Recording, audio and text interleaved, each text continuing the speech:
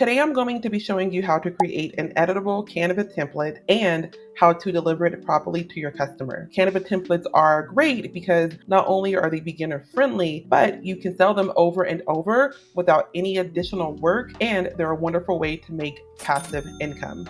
The listing I wanted to show you as an example is a bestseller. 6 people have bought it in the last 24 hours. According to Everbee, this particular item is earning over $2,300 a month. Now, for those who aren't aware, Everbee is one of my favorite research tools. And if you want to try it out for yourself, I'll have a link below. But it has been a game changer for me in both of my shops with learning to find the low competition, unsaturated niches. Now, if you're new to the world of Canva templates, there's a wide array of different options. You can make a template for a thank you card, social media kit, business card, or an invitation, and so much more. So without any further ado, let's get into it. And I am currently under the template tab.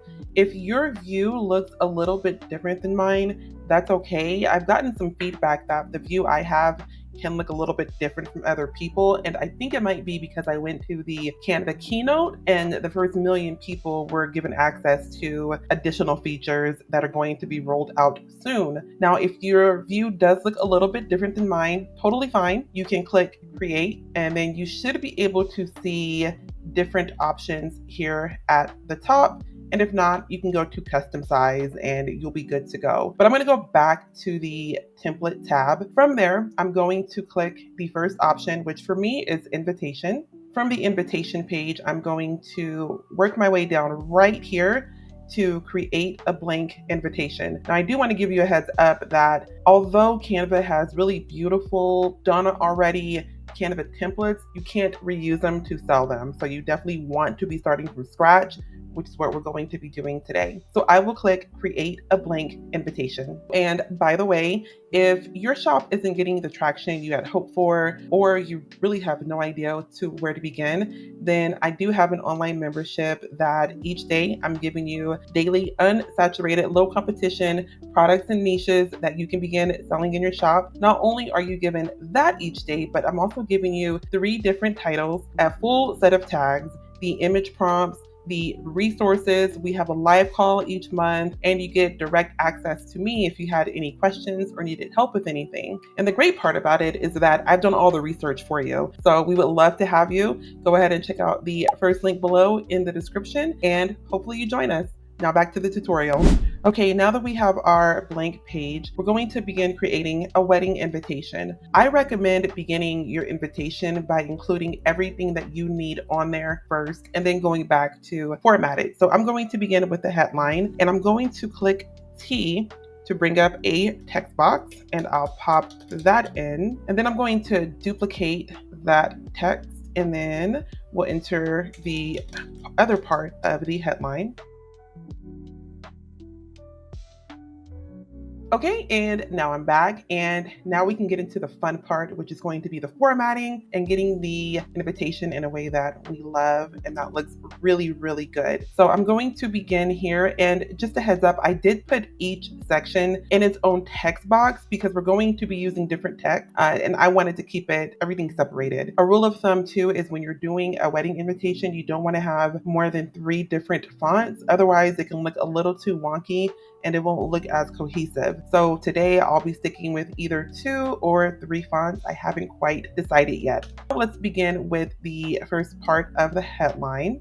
And I know the font that I want to use, and that will be Playfair, which is great for invitations. And I'm going to go with the Playfair display. And let's check out the semi-bold or the bold. I do like that. I do want to make it a little bit smaller, and I'm going to make the letters be spread out a bit more. And to do that, I will make sure I have the box selected, and I'll click right here under the spacing icon. And under letter spacing, I want to expand it out a bit and just get an idea of how that looked. Now for the huge love, I think I probably should have done 2 different text boxes. So I'll delete that one, and then I'll duplicate the original, and then I'll type in love. The font I want to go with for the huge love is going to be Malibu, which is right there. And of course, I'll make that a little bit bigger. I want to make love look exactly like the word huge. Now, a little hack is you can copy the entire style of one box to another. I'll show you what I'm talking about. So I want to make sure I have huge selected. I'll click the little paintbrush over here, and then I'll click the word love, and now they're the exact same font, style, size, and so forth. We'll keep that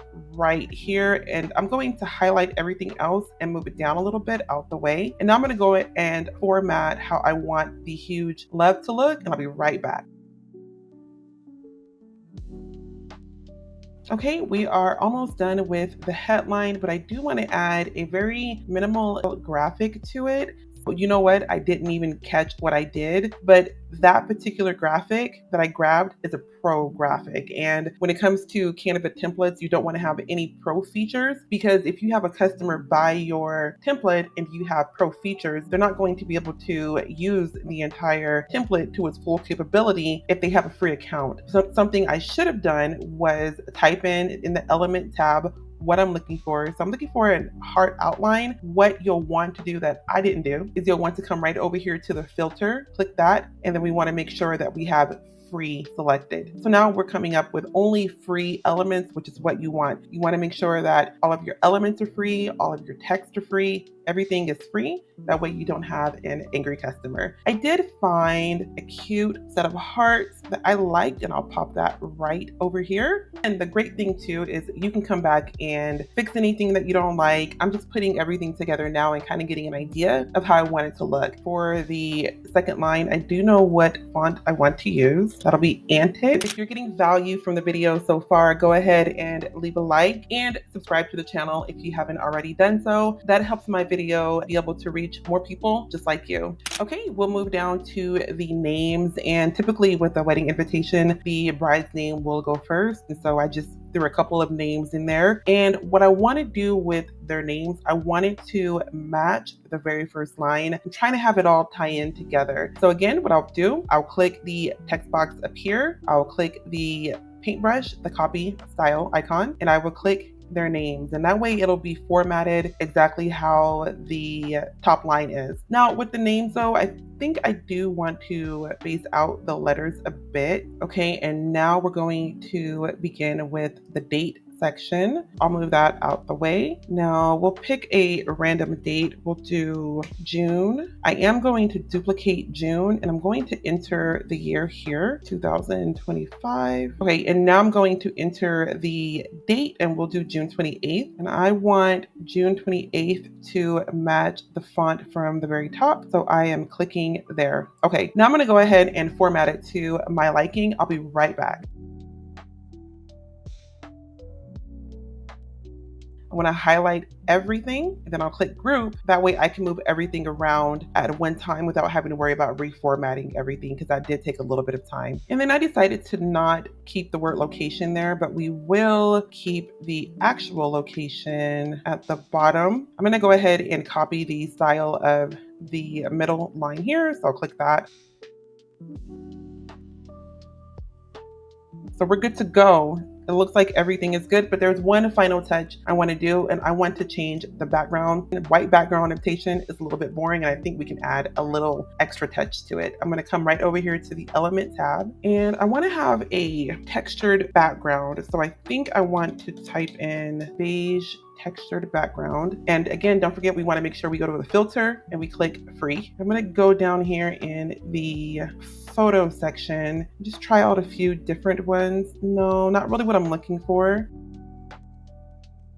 Okay, I'm gonna go with that one. I like it. I like that you can see the bit of texture, but it's not too overpowering. Our date went away, which is completely fine. It's just another layer hidden behind it. So I'm going to make sure I have my background selected, click position, and then I'm gonna move it right over here to back. And then there we go. We're completely good to go. We're all done with the designing. We're going to begin creating the PDF, and we'll include the link in the PDF that the customer will be able to access. But before we do that, we have to do two things. Number one, I want to save the image of the invitation as a JPEG. So I'll come to the top right and I'll click share, download, and I'll change it from PNG to JPEG. And then we'll click download. And then we're going to go to share again, and we're going to click see all. And then we're going to click template link.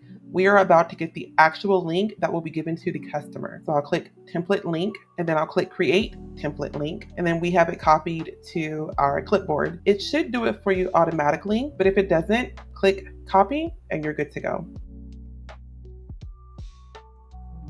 Now I've opened a new project and I just did measurements of 8.5 by 11 inches, but you're delivering the PDF to your customer. It really doesn't matter what size you go with. I just tend to stick with my 8.5 by 11. Now what I want to do is I want to bring in the JPEG that we just saved. We have that here, and then I want to put the name of what the purchase is. So I'll click the letter T to get a text box, and I'll just type in wedding invitation template. And we'll pop that right there. And then I'm going to duplicate that, and I'll just type in thank you for your purchase.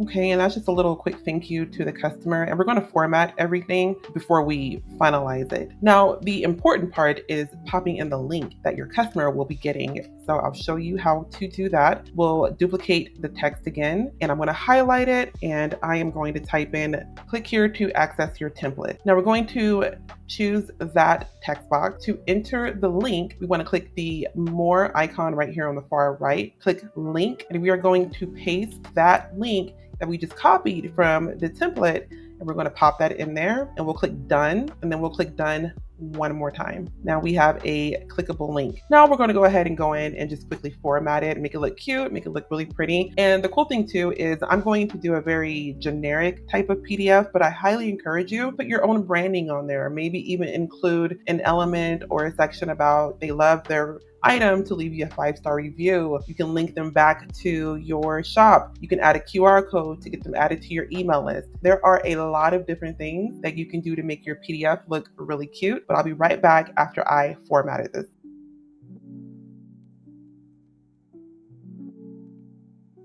Okay, and now I am done with the PDF that my customer will be getting. So after they get their purchase, they're going to get this PDF. Now we want to make sure that we save it as a PDF, and we're going to make our way to the top right yet again, and we're going to click download. We want to come down here to the drop down menu, and we want to click PDF standard. Now before you save, you want to make sure that both of those check marks are not checked, because if we have the flattened PDF, they won't be able to click the link, and we don't need us to include any notes, and they don't need to include any notes. So we're perfect exactly how we have it. We'll click download. Okay, now we're going to mock up the invitation.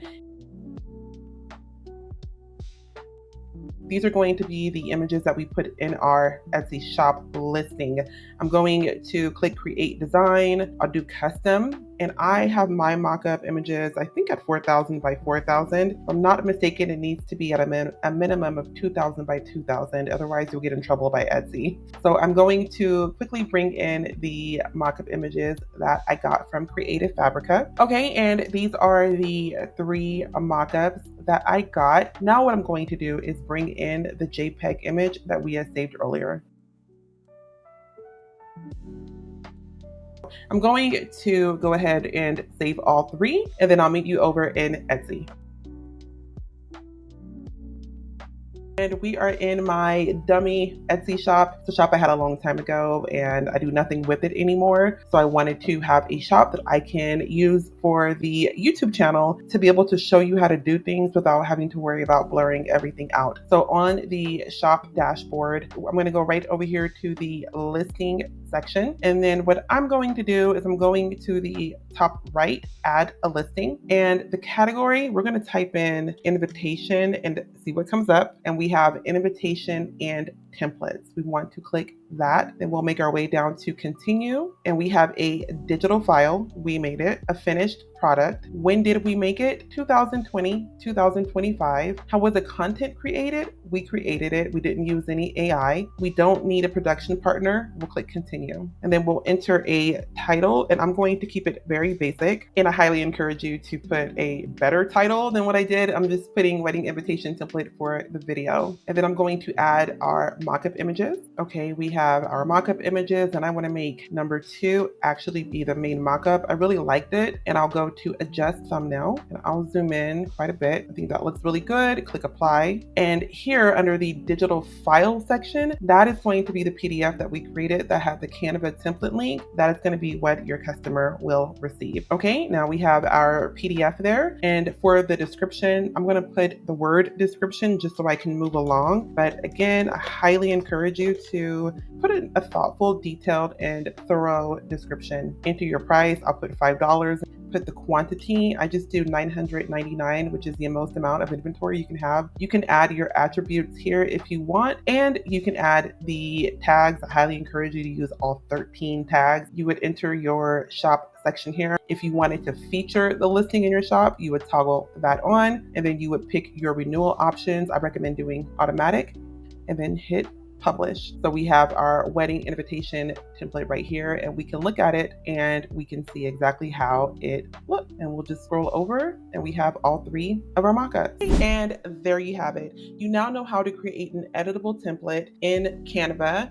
that can do incredibly well in your shop. Again, if you're looking for low competition, unsaturated digital products, and you're really ready to grow your shop and take it to the next level, go ahead and check the link below to join my membership. The video right here on your screen is about 5 unsaturated digital products that you can begin selling today. I'll catch you over there. Thank you so much for watching. Bye.